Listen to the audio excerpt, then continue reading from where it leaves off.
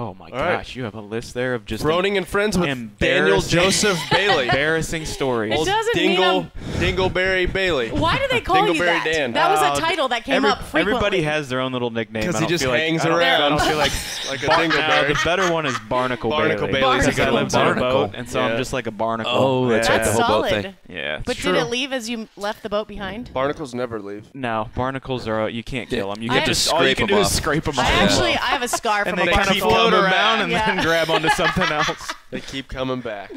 Can you the camera see him or am I blocking him? You are big, Jim. I know. man.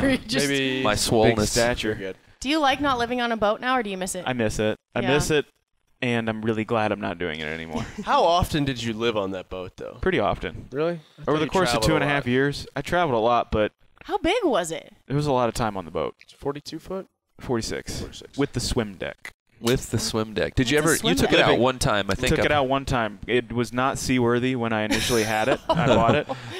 Word of advice, don't buy a boat that has a bunch of Home Depot buckets on it filled with water Oh, and like for and bailing. a diesel fuel Yeah. mix. Yeah. Yeah, it's not a good idea. Yeah. Kind of like buying a vehicle that they only made for a year or two. Yep, I did that. Yep. Yeah. You Done did? that, Which vehicle? Cadillac ELR. Oh. Yeah. So how do and you a even Jeep. get parts? Had Like, how a does that even- kale salad in the back. It's in a leather electric car. Goes about 50 miles on electricity and then runs on gas. I haven't bought gas for it in, I don't know, months. Wait, you still have it? I just bought it recently. Oh, Oh. Yeah. That's cool. Mhm. so you have it along I with like the the Jeep. I have it along with the Jeep, yeah. Okay. But I it's like the just like electricity strictly thing. basically to work and back. The Jeep kept breaking down. It blew a head The gasket. Jeep is what I was talking about. I wasn't talking about I thought you Cherry. were talking about, well, that's also I didn't know like you bought the other one car. of a million. Yeah, I bought the other car too. Your Jeep is 1 in a million? It's like only 2 years they made it with the engine and transmission combination that it has. So like when things go bad, it costs a little bit of money. Yeah, you're, That's serious. you're not finding parts. I love it though. I love it. Love it so much. The Jep. But Good seriously, though, like the differences between living on a boat and a house seems substantial. Yes and no. Ship I less mean, stuff.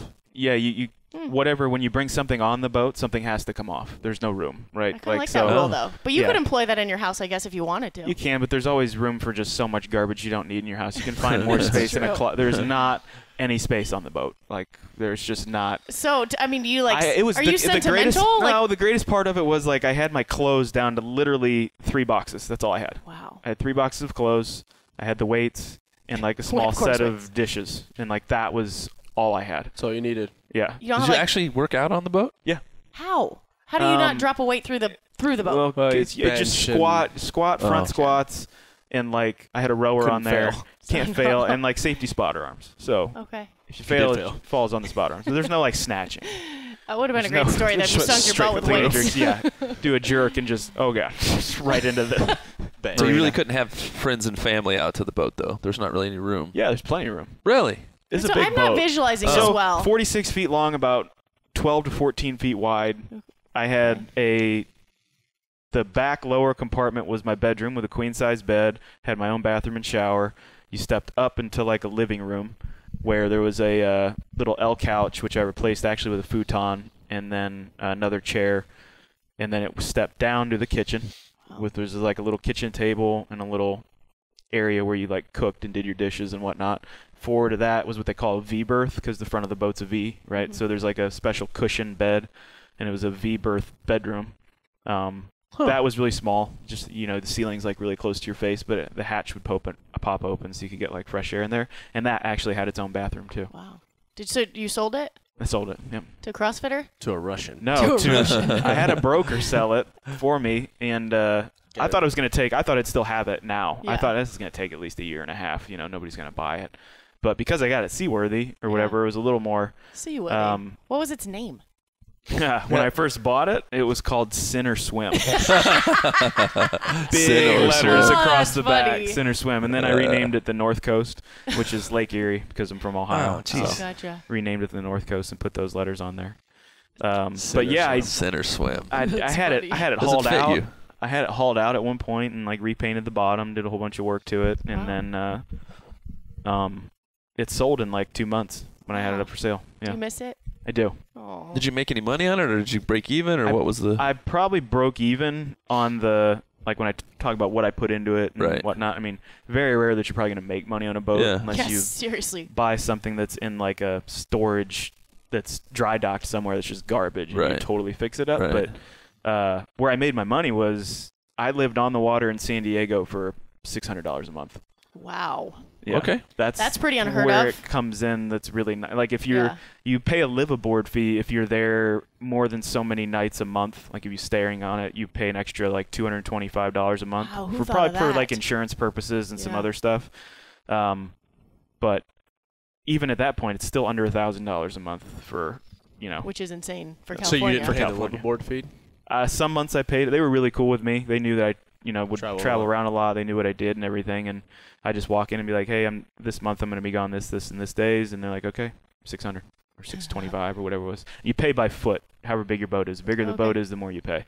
So there's some Wow. people who had Someone was thinking when they came Huh. up with that law. Yeah. the range of people who live in marinas is nuts. You'll have millionaires that Mhm. are in there, like people who just don't Wow. want to spend $5 million on a home. They're like, I spent, $400,000 on this sick boat. yacht or whatever, Yeah. and I just troll around and live on that. And then you have people who are like, I can't afford any housing in California, but I want to live here. I want to stay here. So they get like a small sailboat and they probably pay $200 a month, $300 a month. Did Yeah. you meet anyone that like you still keep in touch with, or that was incredibly interesting while you were doing that? A lot of people are incredibly interesting. I mean, they're on the way, I'm sure. Yeah. You on your list of interesting. Yeah, they like I said, it's a unique community, but there's a couple people I met. People come and go in that community, especially if you're like just living on your boat. Like they'll be there and they'll just have plans to stay there for a couple months, Yeah. and then like the family would go down to Mexico. My neighbor would leave and go down to Mexico or whatever, and then another guy was there for a little while and he was just prepping his sailboat to sail to Hawaii and stay wow. there for I don't know however long. Seems so like a long trek. yeah, you get those kind of stories from people, and it seems like outrageous. It seems Yeah. crazy sailing out to Hawaii by yourself. That you sounds know? How long so would that take? sketchy. Huh? How long does that take? I can't remember, but it's like almost like driving on highways. There's a specific route through the ocean that you take Mhm. at a That's kinda certain cool. time of the year to make sure the currents are right and that the weather's right. Like you have the least chance of running into any problems. But you still have to know. They know all about. They have all the fancy equipment that tracks them, and even they can like sleep on their boat, and their boat will stay on course. Right, Jeez. the rudder will keep them Man, but aligned. can you really Wow. sleep while your boat's like guiding Well, you I mean through that would be the nerve-wracking, right? But I don't know about that. But all of them they know all the star patterns. They know like if everything goes wrong. What's that little tool that could was still like they get there. used on ships back in the day? The That- sextant. yeah, that's it. I didn't know that. Good Yeah. fact. Yeah. Nice, Silver. Jim was there using it. They came over on the Yeah, Mayflower yeah. and used it. I was just after the Mayflower. Yeah. I was. You All were the right. second crew that came. I was over. on the Nina, Nina, the, the Pinta and the Santa Maria. the Cantina. Yeah, Oh, good call. So you actually took it out one time. I Like, did. Yeah, I got it to what the was that point where like? I'm like, all right, I'm ready to do this. I got the engines running real smooth. They wouldn't overheat if like I revved them up really high. The fail-safe or the big fail-safe in any boat that has an engine at all is the stuffing boxes and your freshwater coolant. Like your boat's constantly sucking water up out of the ocean to cool the engines. And I had two massive diesel engines, like bigger engines than you see in semis. They were huge. They're called it wasn't the triple nickels. They were Cummins engines, but they were just these horribly massive things that there's just so much going on in the engine room when it's running. It's terrifying, right? So that scared me alone. When you get them running, there's water dumping out the back of your boat, the side of your boat, because it's got to push it out, right? But the stuffing boxes are where the prop shaft actually goes into the water, goes through the boat and into the water. And you have these little things with like a rope that's covered in wax that basically seals, and it's supposed to let some water come through to help cool it. So some water does come into your boat anytime you're operating those shafts. That's supposed to happen. So your bilge pumps have to work properly to clear that water. And there's all these little things, right, that go into it. And I finally got everything to the point where, like, okay, I'm ready to do this. Like, I'll go out for like 20 minutes and then I'll come back, and I'm not 20 worried minutes. about it. And so my brother and I, he came out for it for the maiden voyage.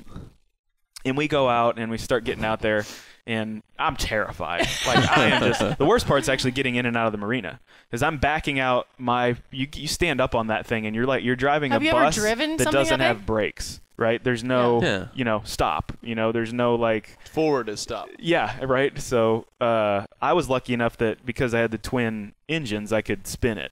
Yeah. So you could back out and then spin rather than having to use the rudder. And at first I'm like, I'm going to just try this with the rudder. I'm going to test my skills here. But you have $1 million boats all around you. Like there's ones behind you. There's ones to the right and left of you. There's whatever. So I'm like, I'll give it a try. And I got out and like one stiff breeze came by and the whole thing just started going the wrong way. And I'm like whipping the wheel around. Nothing that I wanted to happen was happening. I was in a sheer panic. I'm like, nope, throttle forward, like ran into the front of the dock to get it back in. Then I backed out again, and I'm like, let's just do this. And the boat just spun. We went out. The first attempt, we went out, didn't even clear the marina, and some screeching noise started happening from one of the props. And I'm like, all right, we got to go back in. And I'm like, let me just go back in and check this out. And my brother, being my brother, he's like, nah, dude, you got to just run it. He's like, just run it. It's going to work. It's got to work itself out. I'm like, you know nothing about boats. This is my whole life on here. If we sink, like, no cost to you. Like, you'll just be like, well, you're an idiot. Sucks for you, Should- Jim. Yeah, sucks for you. Should have fixed it better. Like, that's exactly what he would tell me. And it was just one of the stuffing boxes. Something was rubbing a little bit. So as soon as I spun it, I just shut down one of the motors and we just ran off of one and went out and didn't make any noise. We were just out there cruising around. Nice. And I'm like, this is horrifying. I have a whole new respect for the guys in Jaws now. I mean, I didn't know there was so much in it. Oh my gosh, there is. Tell us about almost sinking your boat. You almost sunk your I boat. did almost sink it. How? Yeah, I was gonna Well, say, I don't really know. Like, I kind of know. docked or at sea? Docked. Well, you're always at sea. Are there like No, It's true. there's no No catch? catches. Oh, yeah, wow. I think you can get in some marinas that have catches. Obviously, it costs There's more. some here. What's a catch? They There's- have like bars underneath. And Underneath. if it sinks, it doesn't fully that's sink to the innovative. bottom. It'll only go Man. down a couple feet and then it'll stop. It's not really innovative. It's just smart and not Yeah. very hard. Just put some bars. holes across. Who thought of that?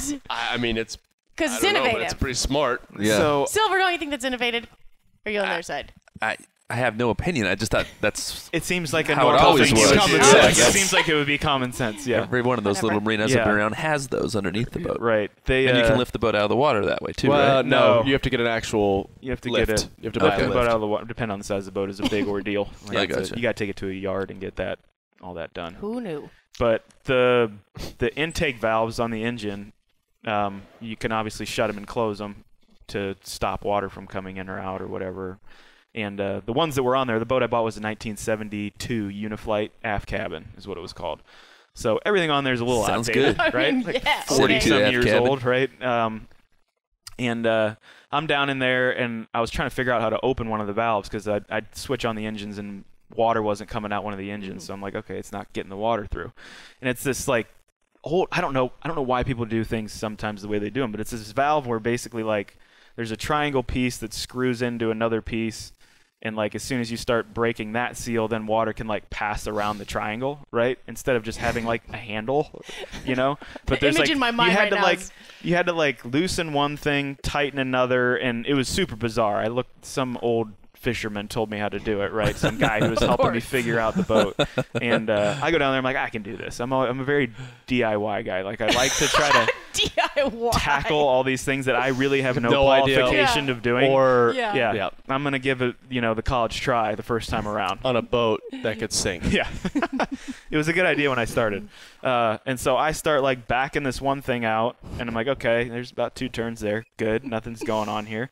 And then the other thing that I was supposed to back out or screw in, I can't remember. I start to screw it in, and it got a little tight, and I just went a little further, and there's a rubber seal on the end that just went boop and just popped off, and No. water just starts chugging in, like just pouring in What the did boat. you do? I wish I could have seen my face, like, you because I wish just you had went a camera. white, You like, just, like, like you just cover it, do you? sheer terror went all, and you're in a bilge, right? Like I'm underneath the main floor of the boat, and the ceiling's like right here. You're crouched down like this. There's these 2 huge Were engines you by yourself? and wires everywhere. Yeah. Like think of how the wiring goes through your house. It's the same thing with a boat because you got to run lights, a refrigerator, you have Yeah. an inverter, you have all these things going on, and now water is just rushing in, and I'm taking the seal and like jamming it on there and squirting water in my face, like lots of curse words are being said. Wow. It's like a And, movie. It is. yeah, and so finally I like screw the thing back on, and I'm able to like wedge that little rubber seal back in enough where it's just kind of like a little squirt or like a little drip.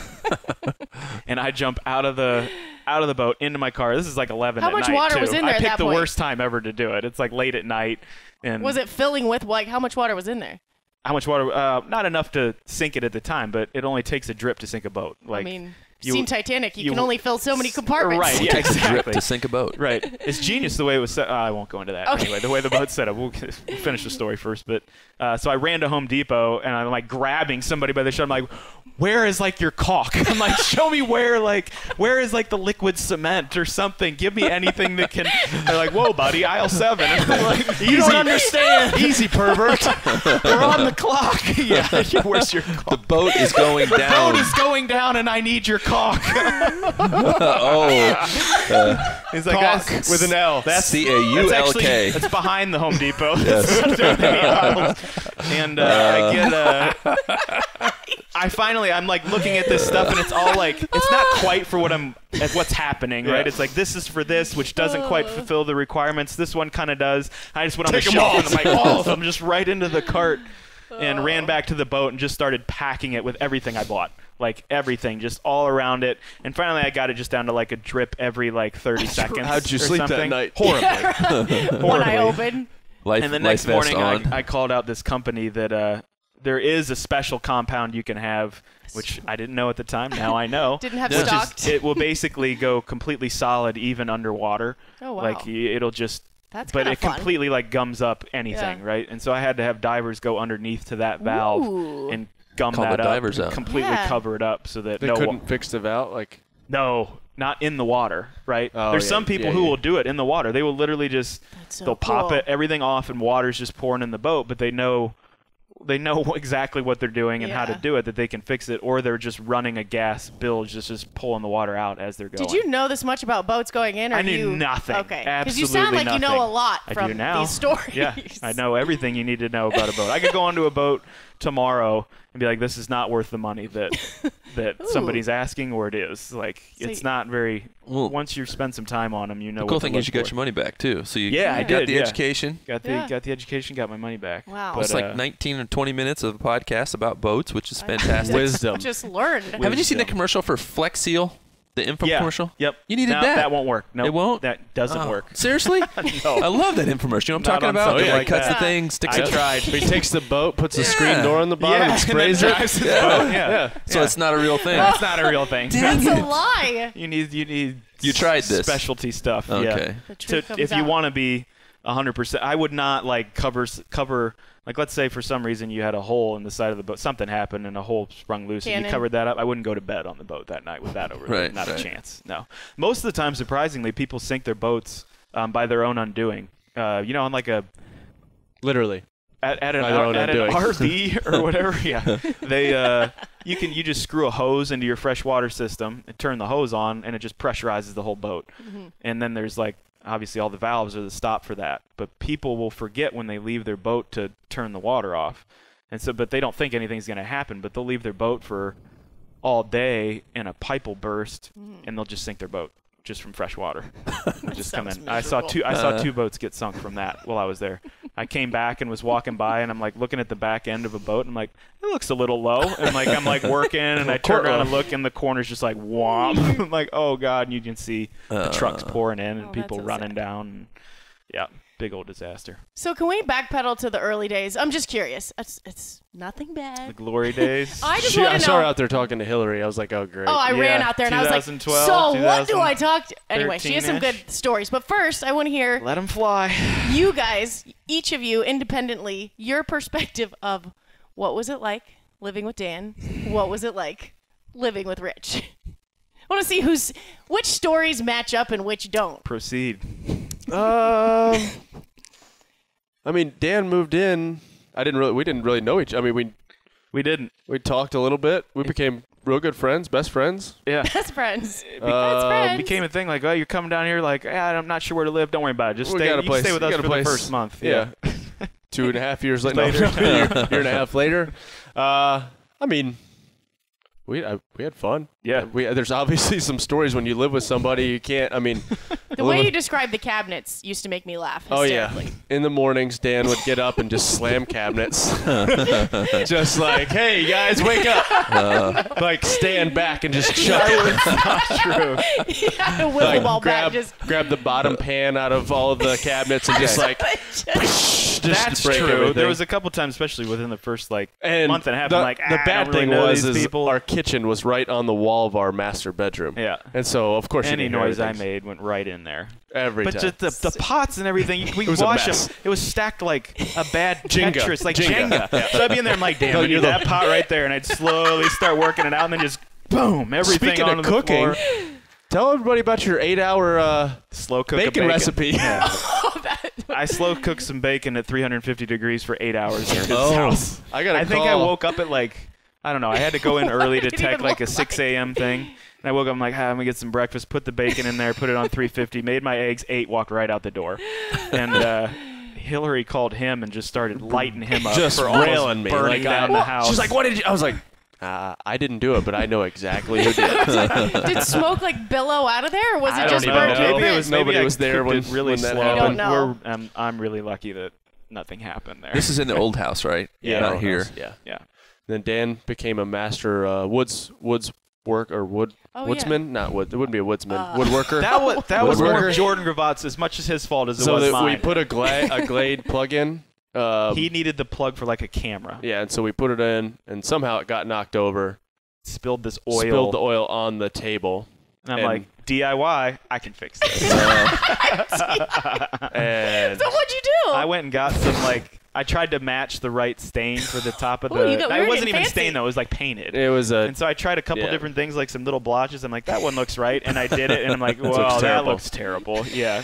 And so didn't you guys end up like sanding the whole table down? Yeah, and then they repainted it like white or Yeah, something. like that. Made it Yeah. that like distressed look. That was a disaster. I heard about Dan Dollars. What was your thought process behind that? Oh, that yeah. was I might need money anywhere at any time.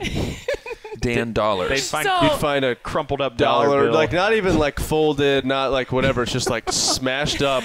Like my little Lakeland would grab a dollar and just put it in her Really? pocket, and they would just be like randomly be like $2 and $3, nothing worth really anything, right. just laying around in random spots, maybe with a little bit of change, like 3 or 4 pennies. Yeah. You have to 30 cents. understand, though, the days were just so cluster bomb. Like, it was, like, between training and then school and then working at the APC and everything. Like, you're I just would come home and just start throwing stuff everywhere. Like, hey, we're working out, whatever. I'll figure it out later. So he's really neat, is what he's saying? Super neat. The Okay. best You're really story. neat? The best story Time was one time Hillary walks by Dan's room and was like, "Dan, you need to clean your room up." Dan says to Hillary, "Why don't you clean your room?" it's true. What? It's our house. I would hardly ever go in their room. And this is definitely stepping over my bounds because it's not my house, gonna right? say, But I was wait, kind of do you fed like up. hanging out I in was the a little upset, maybe.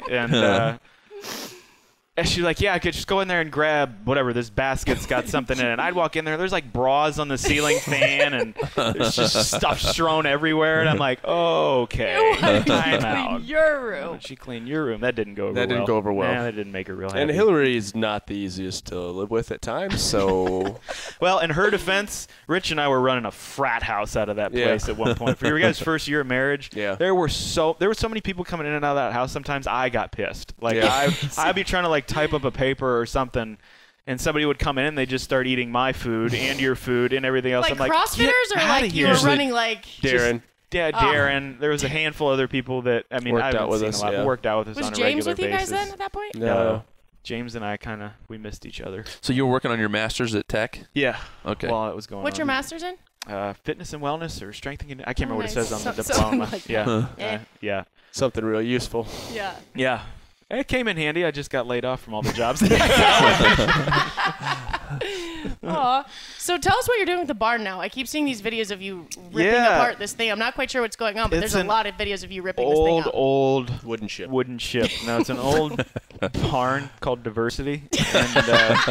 And I'm turning half of it into a gym, the other half into just a man cave. And so you walk in and there's 2 lofts, and one loft needed to come down. DIY? Yeah, oh, yeah, of course. You always take the first crack yourself. You always give it a rip yourself first. I like that there's like full documentation. Oh, I'm like, you know know? what? I'm not exactly putting all that on social media, but this is what I'm doing, and this has to do with the gym. So I'll get the full scope of like, here's what it was, here's what it took, and here's the finished product. Do you consider yourself a good decorator? Like, is this going to be like, super high end when you're done with it? Are you man matching stuff? Yeah, I'm not like, no, I'm not going to match anything. What's your man cave look like in your mind? This dream man cave of yours. Basketball hoop, TVs, definitely a fridge, and then like power tools, places to do my DIY. I always thought it'd be cool to have a room like Iron Man, where it's like you can just like, but that might be a little nice. What was that again? Is that real technology? That was a one-time thing. Yeah, pretty innovative. Yeah. Just like the I don't things. know about that. Those things. The things. What are they called again? I have no idea what the you're boat talking about. Things. That's what you did when you said it. The boat catcher things. Oh, innovative stuff. Well, yeah, but what are those things called? So boats don't sink. Yeah. They don't have a name. I don't know. Yeah. Cradle, Stops, boat cradle. That'd be a I good don't know. one. Yeah. Okay, well. But boat sink stoppers. I don't have a giant plan of what it's going to look like. Just as I go, I'll be like, I'd like to have this here, and I'll probably just do it. That's awesome. Yeah. To the point where there's a couple beams and stuff that make like a triangle with the wall that's obviously looks like it's a support. And I'm like, I'm going to wait to pull those down before I get somebody in here to look at that. That So makes sense. we're kind of at a stalled point. Get an engineer okay. in. You can take a little break. You've learned some lessons from the boat days. I have. You can go so far. Yeah. Oh my gosh. Well, speaking of lessons, you've kind of had an insane last year. Yeah. So what are you passionate about, enjoy other than CrossFit? Like, you obviously have I like had coaching. Coaching's fun. Just you can do a lot of things with the CrossFit methodology in itself, where you're just improving the quality of someone else's life. Who are you coaching right now? All the employees at Rogue Fitness. I run the employee gym at Rogue Fitness. What's the coolest story or turnaround you've seen in a person there so far? So far, it's just people have a lot of questions when they first come in, like how's this going to work, and what if I want to do that? And I'm like, just start coming to class and do what I tell you to do, and the rest is going to kind of take care of itself. And a lot of people, that's usually what happens. It's like, oh, I've dropped 7 pounds, I've dropped 10 pounds, and I've PR'd my back squat, PR'd this, and all those kind of things. So, are you like a yelling coach? Or no, I go over that in elements. I'm like, hey, I'm not the guy who's going to be chewing down your throat unless I get to know you, and then you're okay with that. But the biggest thing, especially with CrossFit, there's a lot of go-getter kind of people who it attracts them to, and I'm like, just start slow. Like, if I come over and tell you, hey, take some weight off the bar, take the weight off the bar. Like, that's my job, and you need to listen to that and do that the right way, you know. So, but yeah, they're a great bunch. It's a fun group of people to work with, and that's awesome. Yeah, do things. It's pretty cool to have a gym right there in Rogue. Oh man, they'll bring in every now and then like stuff that's not quite out yet or they need to test. They'll just bring in like 4 new barbells and stuff. Like, hey, we need you to make sure somebody gets this in their hands all week and those kind of things. So I usually get to see some of the toys before. And also like right when I walk out of the gym to the right, there's a area where they do like development stuff, and I get to see some of that too. So it's pretty cool. So as an athlete that, trained hours and hours a day and then, having a knee injury, like how did you get through that? I couldn't imagine like No, you go from going 100 miles an hour to 0 like real quick. It was train 6 hours a day, 4 to 6 hours a day, and then sit on your couch and do nothing. Like you're not allowed to move. That was pretty terrible. That sucked. It was depressing. For the first 2 days, it was kind of fun. It was like, this is cool. I can play video games and watch movies. I'm like, now I'm over this. Like I want to go back out and do my normal thing, and it's just changed. So did it change your perspective? Well, for the first 2 weeks, I'm like, I'm not competing anymore. I'm done. I'm never doing this again. Like I don't want to put myself through this. I don't want to put my parents through this, family, friends, like anybody, and my employers and sponsors and all that. And it's just you just feel like you let everybody down. Like it's a big mess, even though it's not your fault, really. I was gonna say. Yeah. But now that it's kind of passed, and I'm starting to move around again, I don't know if I'd say I'd want to try to compete again. Maybe. I don't know if I'm there yet. What I'd want to see first is what does a good 4 months look like of training when I can approve to do everything again. Well, imagine everything else that you've let rest by this process, though. Like all of like the rest of your body. I mean, we won't go there.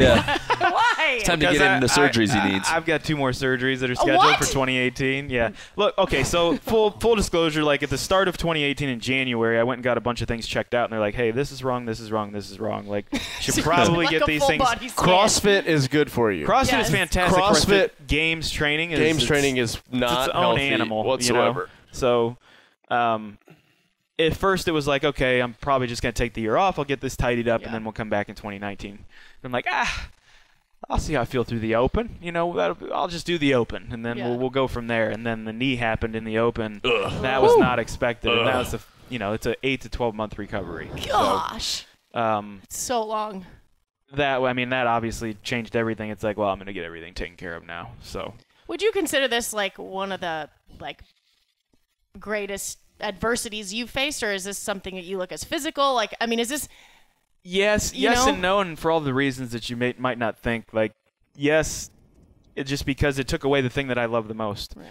And but in hindsight, when I really, when you get the 10,000 foot view, it's like, this is not a big deal. Mm-hmm. I have food on the tail of a house over my head. I got people who love me. I'm working. My employers are great. They took care of me. All my sponsors are like, hey, we got your back. Like, what do I have to complain about? Like, I don't, other than I'm salty that I don't get to compete anymore and do what I wanted to do and missed out on another year. Like, yeah, that sucks. And like, even though I know that competing was coming close to an end, it's, within the next couple of years here for sure. It wasn't on my terms, and I still just find a lot of joy with just training all day. Not all day, but like twice a day. Like being in the gym for like 4 hours and still trying to improve and do the things I love. Like, that's literally just one of the things that I love to do. Yeah. And I can't do that anymore. And now it's like even frustrating because I look at the gym, or I even look at my gym, and I'm like, I just don't want to go in because I'm not me. Like, I'm not the guy that I remember in the gym. I still get in there to work out, and it sounds really stupid and really selfish, and I guess that's just one of the things I have to get over. I don't think, we talk about that all the time. Like, that's part of who we are, is people that move. Like, I for the rest of my life, hope I'm moving multiple hours a day, and I don't think that's not selfish or stupid at all. That's like all of us. And I've never realized it more than when I was hurt and like I couldn't do anything, where they're like, hey, just for the first month here, you just need to just sit down, like just chill, like just you can walk around and whatever, but just the more you're going out and doing things, you're not necessarily going to hurt at doing that, but there's a greater potential for you to fall. There's a greater potential for you to, mess this up, blah, blah, blah. So it was really just sit at home, eat your 3 meals a day, go back to bed. You know what I mean? And even at that time, I'm like, okay, I'm really going to hammer out some stuff with good dudes, and I'm really going to hammer out some stuff with my programming and these other things that I want to do and accomplish. I would sit at a computer I'd make it for 20 minutes, and I'd just find myself up doing something else, like moving around, trying to move a box, or like, I don't know, do something different. And I just couldn't. I was so not used to sitting down at the computer anymore for so long and trying to just work something out. And my head can't take it. I have to fidget or go do something else. Yeah. Relearn. It's the kind of time when like all the other things that you believe in count. Yeah, right. The thing that I tell, a couple of my friends, like, I text people like, oh gosh, today really sucks, but it's nice knowing that I have Christ as my rock. It doesn't mean things aren't going to suck. Like, it doesn't mean there's parts of your life where you're going to be super low, but it's like, that's what that's there for. Yeah. It doesn't mean everything's you're not always going to wake up and be like, oh, that's great. Yeah, it's great. My knee's in pieces. Like, yay. It's like, no, that's not what, that's about. But it's like, you have this to lean on. Right. I have Jesus to lean on. I have the Bible to lean on, and my friends like Rich and other people that I can reach out to for support, which ironically, he was in the gym, him and Josh and a handful of other people were front row and center for my moment. I still had to do the workout after. I know. It was in the clean before that actually it went up slow, but it felt pretty normal, which it was just like the scary thing to me. It's like there was no real warning sign. I went down for the next one and just wham, I was just down on the floor screaming F-word. That was my first opportunity to ever be where the three of you guys were working out. Yeah. And there was a lot of good, you guys were all working hard, and there was a lot of good energy in there. Yeah. And everybody was pretty excited, and good things were happening, and all of a sudden, bang. Yeah. Literally. It was bad. That was really bad. Yeah. It was actually, it's funny to see from my standpoint, him and Josh's reaction to the whole thing, because he's been a firefighter, and he like kind of went in straight into paramedic mode. Like, when they were loading me on the thing, he was like, he's ready to get in there and hoist my body up and everything. They're like, it's okay, we got it. Like, we're here. And he's like, I don't know, I gotta help. I gotta do stabilize his leg. Like, Josh was the best, though. I kind of wish he was in here for this, because I've told the story to individuals, but not on a podcast yet. So I'm glad this gets to get out to everyone. But I'm laying on the floor now, and I'm kind of done screaming. Like, I'm like over the fact that, like, okay, this happened. And you're on your side too. I was on my side. We'd taken some like foam rollers. Yeah, stuck them and under you your stuck 'em sides. on my side. Because we weren't moving you. I was Right. like, because you couldn't tell with your knee sleeve. You're like, Yeah. is this like twisted? Is it like, is this femur broken? Like, because I couldn't tell if you'd like drop the bar on your like. Right. You couldn't. Nothing. You didn't really know. The way the knee sleeve was bunched up too, it looked like there was I could issues see- under it It there. could literally looked like your knee was twisted for some Yeah. reason. I was just like, okay. When my knee was Dan's bent, dead. I could see through the knee sleeve. My kneecap was like, my quad didn't like track up with my knee. It looked like quad was flat, kneecap was up here. It just didn't look right. And at one point, I think I took my shirt and threw it over my knee. I'm like, I can't even look at Stop this anymore. staring. But I'm laying there, and I still have my big Rogue leather belt on. Yeah. And, both these guys are trying to calm me down, like, hey, it's all right. Like, relax. Like, you're going to be fine. Like, we got you, this and that. And Josh comes over. He's like, hey, buddy, let's get this belt off you. And I'm like, yeah, I need to get the belt off me. All right. And he's like, all right. And he kind of, like, leans over. I think he's still got his shirt off. Like, it just looks ridiculous. And he's in there, and he's, like, just starts cranking on it. And I'm, like, shifting around on the ground like this because I'm trying not to help. And it's not. The pin isn't quite coming out, right? Like, and he's like, hold on a minute. Let me brace myself. And he takes his elbow, no joke, and puts it right there on my knee and just uses that for the support. And starts going like this, cranking out. And I'm just like, buddy. He's like, he's like, I'm sorry, buddy. I'm sorry. And then, oh my God. And then, so everything's on GoPro. So for the open workouts. Yeah. And so they each have their own camera. So as soon as it happens, I go through and like turn off the GoPros. So I was like, nobody needs to see this. And a couple minutes later, like Josh is checking on Dan. He's like being real nice, So sweet. I've never seen him like that before. It's just, And then all of a sudden he goes, "Who the F turned off my GoPro?" And I was like, I did, and it was after the workout was over. He's like, oh, okay. I just thought I was going to have to redo that workout. But he's like, who the F turned off my GoPro? He's like, and I didn't know if I turned it on. Like, but just him going straight from like caring, loving Josh to just like swing right around. Still on the ground. Well, it was great too. I was doing my clean like pretty much directly in front of him. He was probably 10 feet behind me. So and it was right as time was up. We had like 20 seconds left, and I went down for my last one. It happened, and I just spilled right in front of him. And he's like, he had like his hands on the bar, like ready to pull the bar off the floor, and he was just like, well, I guess we're done here. I think I'm good. But I mean, you say like, your faith is, a huge, very important to you and a huge value for you. I mean, and I'm sure you've gone through hard things before. And as we all talk about, most of the growth and paths in our lives come from the really terrible situations. Have you found, and I know it's still early and you haven't been injured that long, but have you found any new passions or things that you're thankful for or through this process? Like, I mean, you've been doing the broadcasting, which you're a natural at. It's really cool. Like, it's anything like interesting. that? Everybody says I'm a natural at all that, except for my T-shirt choice. Apparently, things are a little bit tight. But when I'm up there, it looks natural, it looks normal. But when I start talking and through my head, all that's going through is you sound dumb, you're an idiot, that was stupid.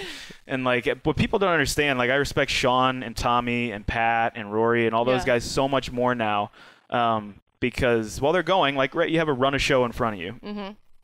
And it's line items and how much time you have to talk, and it's everybody's turn, like Pat on this or Rory on this, Dan on this, and it segues into, and then there's all the little things that say like there's B-roll here, B-roll that's showing like you're about to talk about CrossFit Mayhem, so there's video of you guys working out, right? Or that you're going to be talking over that video. And you're trying to keep on track with that, you're tracking on that, but the cameras are on, so you can't stare like it's your paper. And then when it's your turn to talk, you might be talking and you're trying to hold the conversation, not say like, as, over, and all those little things. And then someone might start talking in your ear about, hey, you're about to go on to 12, but no, we're going to skip to 20 and then come back to 13. And that's happening while you're having the conversation. Oh, wow. And so it's like a quick glance down. Okay, what the hell's 20? All right, so 20's that. It's actually his turn to talk. So then it goes, and they're doing that, and it just looks clean, right? And they do it all the time, right?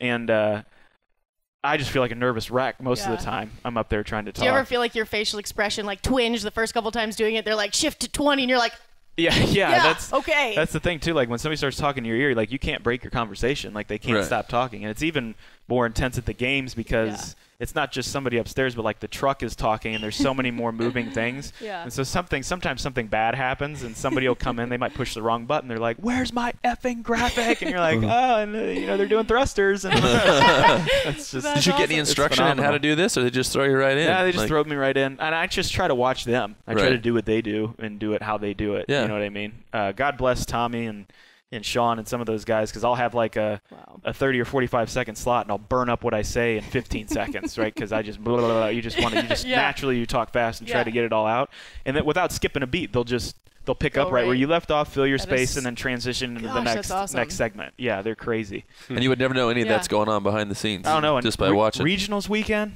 call time is 5:15. You got to be in there at 5:15. Most guys won't finish. Some of the guys won't finish their last show till 8:30, and then you're back in there at 5:15. And then guys that are running the boards in the, throwing in and out to all these places, like transitioning the cameras, there's regionals going on all around the world overnight. So they're overnight just sitting there doing stuff and making it all happen. And it's a pretty big operation. Yeah. It's pretty cool. It looks like you enjoyed that, though. I mean, you're good at it. And it's fun. Yeah. I enjoy it.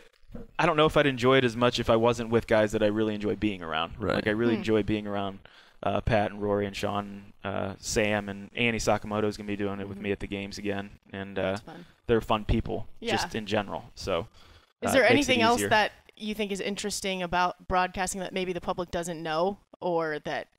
Yeah, I mean, the time that they have to put in. You guys, when it comes to talking about teams, like with 4 people on a team, knowing all the names, knowing all the, there's a lot of time that they spend researching everybody and trying to figure out who's going to be good at what, and just filling the space and having something, not just something to say. Like I run into that problem with myself when I go back and watch, but you can fill space with like, he did really good. Oh, great. Like, what does that even mean? Yeah, that's super general. So like, what did he do good at? Why did they do good at it? All those kind of other questions you're trying to answer. But there was a couple times Sam, there was a change that happened, and then I didn't pick up on it, and Sam like swung over to Annie and I, and we just sat there and looked at him.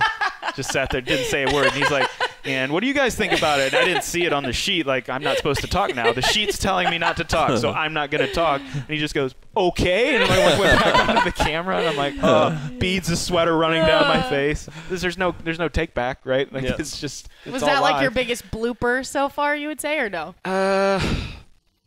Probably, I guess. Yeah, that was a pretty big one. You ever feel partial because you know so many people who are competing? And you kind of be. Yeah. I understand where, like, I feel bad for some of those guys who know all those guys know you really well. They know Josh really well. They know everybody really well. And then they have to pick other people or say, you're not going to do good at this. But it's just because you have to be impartial. You have to say what's going to happen. But I get because I'm like the athlete perspective, I get the benefit of I get to pick my friends a lot of times. And a lot of times it's better that way anyway, because I can talk about you guys for days. Yeah. Right. And just spout off about anything. Yeah, you got something to say from experience. And yeah. I mean, you've lived together. It's fine. Yeah. Some stories I won't tell about that. But there was actually one time, I remember coming over. It was one of the first times I came over, and I didn't really know how to approach these guys. And I came to the house, and I think I knocked on the door, and Rich answered. And what he was or was not wearing was very interesting. And it's like, okay, all right, that's how we're gonna do this. It's weird, but I feel better about this now. Like, yeah, we're pros now. We're good. We're good. Okay. We're good. Yeah, it's all gonna be good. What were you thinking? Yeah. I don't know. I don't even remember that.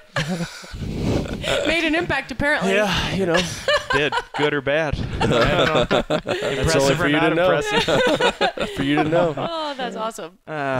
So how are you creating like a quality of life right now when you're not exercising all the time? What do you do each day to make these days just work trying for to you? improve the quality of somebody else's life. Oh, that's cool. Yeah, that's always been like a mission statement of mine. Like improve the quality of somebody else's life through like the power of Jesus Christ, like the way that he lived his life and those kind of things. I actually have that written in one of the first notebooks I started keeping when I started taking notes on all the sermons that I go to and things like that. So I try to write that in the front of all of them just to remind myself, like, just try to make somebody else's day a little bit better somehow. That's awesome. You're working out now, though, aren't you? I am working out. Yeah. The goal was a 405 bench press. And I've got to 350. I'm close to 360, but these other things coming up are going to put that on standby. Your other surgeries. 2018 came in with a bang. It's going out with a bang That's for okay. sure. So you're bodybuilding a little now, not so much CrossFit. Doing some bodybuilding stuff. I have a program on like the Bailey program it's like CrossFit with just bodybuilding. So you're doing like curls and tricep extensions and all that for AMRAPs and for time. Oh, cool. Silver, that sounds stuff. right up your alley. There we go. Maybe get into that. It's you a know? lot of fun. Yeah, it's fun. It's fun to program it too, just because it's meathead stuff. And Yeah.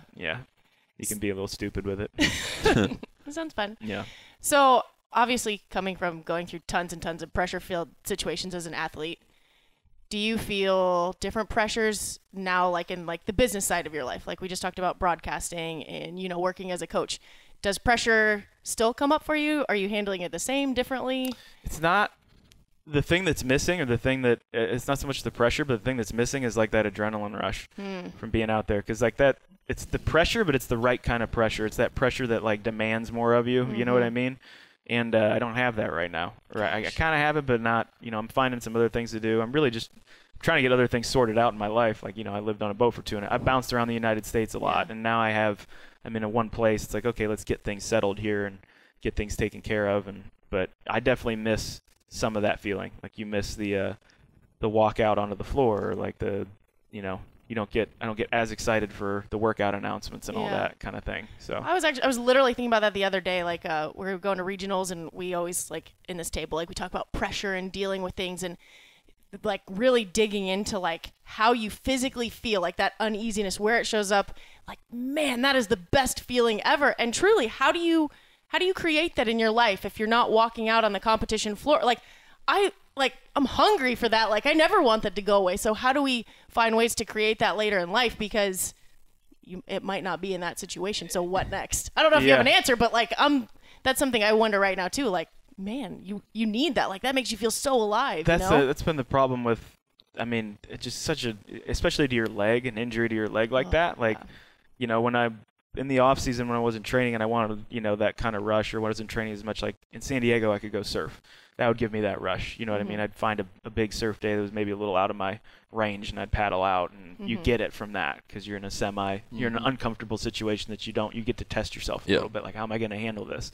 And the guys in Kauai, Aaron Hoff, Kai, and Leaf, and Paul, they would take me out on days where I'd paddle out and be like, I don't belong here. You know what I mean? Like, you just thank know. God that you guys are here with me. And I was so lucky because they would tell everyone else in the water, like, you're all stopping. This guy gets to go. I was so lucky to have that experience. But then I'd go and wipe out on a perfect wave, and everyone been like, just pissed off at you. But yeah, I don't even have that. Like I can't, do You're those gonna things. get there though. I know. I'm close to getting back to being able to swim. I think I have 2 or 3 more months before I really get to run or swim or anything like that. There'll be a lot you can do there. But can't you achieve that too? Like, I mean, it doesn't necessarily have to be physical, but if you're going and you're, invited to a church to speak and you're going to minister to people, and this is a huge, like, you literally have the ability to go out on a stage and change someone's life that day. Right. I mean, if that doesn't get you a little... It does, just not the same. I don't think I've turned the corner yet with getting that feeling from that. Yeah. It's just not the same. That's I've fair. been doing this for so long. Like, this other thing has been the priority for so long, and now, you want to change that around, but it's not. This is where what we talk about, this idea of really having a clear understanding about who you are, what your design is, and what you believe in. Right. I remember walking off the football field for the last time. I played that last college football game, and I knew that was going to be the end of that for me. And I picked up a rock, just some random rock getting on the bus. I didn't know what to do. Yeah. Just picked up some rock, and I'm sitting there with this rock, like I'm going to take it home and put it in my house somewhere. And you get down the road, and I threw the rock out the window. What the hell are you going to do with the rock? Hit a car. But but that was the last day, man. Yeah. And that, that's what CrossFit has been for me, because I'm coming into it looking for adversity. I'm not going to compete like you guys are. But we've talked to you guys both at length about, man, you really got to know what your design is and what you believe in, because when you cross those thresholds in life, you need something to hold on to. CrossFit is not who you are. It's just been what you've been doing. Right. Yeah, exactly. I mean, and I've preached that, I've said that, I've talked that the whole time, but now it's been my turn. Like, can you live it? Like, I know it, but like, can you actually like process that and make that corner? Right. And it's been harder than I thought it was going to be. Yeah, it's easier said than done for sure. Yeah, because you start to feel like worthless, like not you know useful to anybody anymore. Yeah. You're just like, oh, you're that old, you're done. You know, you're out to pasture, and that's it. I will say that I'm not there yet, but I've taken a harder look at the Masters competition, maybe once, just to get maybe if I can get my toe back in the water that way. But there's nothing wrong with that. Like, I mean, I think aspects of it could be fun. For you, obviously, there's I not just like. don't want to not that it's like any less competition. Like I just don't want to go back as an individual. Like, I do not. You would but it's not fair for you because you have everything to lose, basically. Like you're in a very unique. Most people doing Masters could do it in my mind, maybe not, because I mean you've competed for a long time too, right? In an enjoyable way. But if you guys go out there and you're just at the stake being criticized for every rep you're not getting, that would be really hard to enjoy. Yeah. The kind of pressure you put on yourself as an individual was something that you're saying, man, I don't want to go back and live that way. Nope. Yeah. For me. Yeah, well, you know what? This kind of a process and this kind of transition in life, I crack up because I'm 50 and I'm looking at younger guys like you coming through that, and I hear all the stuff that you say about life and your perspective and all that, and then when you get to that space, hello, welcome to the reality of what life really is. Right. It's like, you can talk about everything and have all the knowledge in the world about all this stuff, but until you experience it, like it's not even. I mean, I had some small injuries, and you know, when I was with the nurse the night before I went in and got my surgery, they're like, "Hey, you're gonna be in a lot of pain. Like the next day, it's gonna hurt a lot." And I'm like, "Hey, honey, I know what pain is. You know who you're talking to here. Like, you know what I've done, like CrossFit Games, blah blah blah." I didn't say people that. know me. People know. Check out this Instagram following. Watch me do grace. You know, this hurts. This won't hurt. This won't hurt. And he texts me the next day. Oh my God, that nerve block wore off, and he's like, "This is the worst thing ever." I had never experienced real pain, like real bodily trauma. I mean, and it was just one spot. I can't imagine people who go through like a serious car accident, or you know, people in battle who get burned and that kind of stuff. Gosh. Just whole new. And I know, looking at that, like that's awful, and that has to hurt so bad. But now I'm like, oh my gosh, like 10 times more respect for somebody who's been through that, and they're still chugging along and working out and doing all these things, you know. So it's crazy. Well, the crazy thing is, what you say you believe in, you have to actually live it. Yeah. You know, you actually have to kind of go into that space. Right. And actually walk it out. Right. Or you're a fraud. Right. You know what I mean? Yeah. And then you have to see that you know, the value of who you are as a man is not just in fitness. Right. And when you look at it from my perspective, it's almost like, and I talk to you about that sometimes, like, man, come on, like, who you were created to be is so much bigger than just working out, even though that's what you've been doing for so long. Right. And if you don't see that, then, man, you're giving away this incredible thing that you are to the world. Right. You rob the world of who you really are. Right. And it's hard to drive that into somebody in their 20s and teens. Like, you can teach all these people I mean, I was taught all sorts of stuff when it came to competing and where's your identity at, and through Cape's Crusade for Christ and Athletes in Action and doing all this. And it's just like, you need to know that this isn't necessarily for you now, but it's coming, whether you like it or not. You know, and it's so hard to get them to have that foresight, though, because they're still enjoying. Yeah, because you know. I don't think you can. Yeah. I think that's a process everybody has to go through. You have just it don't. there ready. If you're not charging hard like you guys are charging hard and single-minded and focused on what you're doing, you're not going to win. You're not going to be a competitor at the highest level. You can't be thinking about that. But that needs to be a part of who you are, so that when you need it, you have it. Yeah. You know? Yeah.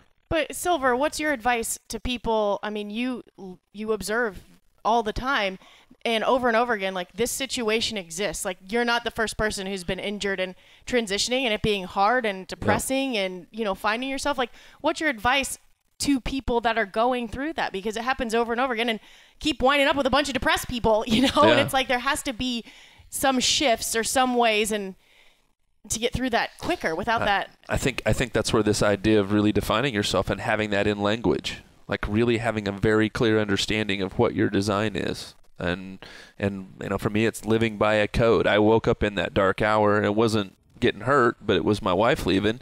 And man, all that stuff that I said I believed in, I really needed to fall back on. Right. And so you've got the Bible, the Word of God, written language that you're supposed to know, that you can get to. You know, it's the manual to help you. Right. And then I think we go deeper in deciding, you know, well, why I'm on this planet. What are the core values that I believe in? What is that? What does that all mean to me? So those are actual tools. I'm saying create some tools. Yeah. I'm saying don't just be running on emotion. Yeah. Actually, when you get into those spots, you know, and everything is stripped from you, everything you thought you were is taken from you, we say in your darkest hour, you know, like that tough time. Can you stand by yourself and say, wait a second, this is who I am. Right. This is what I believe. And I'll be all right. Here, too, even, you know, it's still kind of hard to process when you talk about a tough time with this injury. Like, it's tough, but look at the grand scheme of the world, and it's like, no, dude, I'm doing great. Like, but you know, I've got it made. I struggle with that, though, because, like, yes, I totally agree. Like, you can totally put that perspective on it, and it's true. Like, it's just the situation you're going to get. Like you said, you've roof all of that. But it's to his point, too. Like, your identity this entire time has been sports, and you've had the ability and platform to impact people through sports. So, really, to me, there's so much more there. It's not just it's just a knee injury. Like, for you as a person, I feel like that's heavy, yeah, you know? It is. It's like it's something that I try to be aware of, but at the same time, like it's not an excuse to not want more or not desire that or have that focus. You know what I mean? But to always be aware of the fact that, like, you know, I feel like you're just trying to make it worse. Jim's trying to help, and you're like, your whole identity was this, and now it's gone. All you have Just leave. are We don't even your need to two do legs this to stand podcast. on, and you don't have one of those. Like, now. all right, I'm moving back to Cookville. I'm moving in, Rich. We got to get it back. Way to go, I'm Allie. just We're bringing the saying- band back. Let's do it. I was just. Are you sure you're ready to move Are you on? sure? I just No, I'm not. Okay. You want me to break out in tears? Jim, on this tell me we can be podcast? okay. You're not You're okay. not okay. Things are not all right.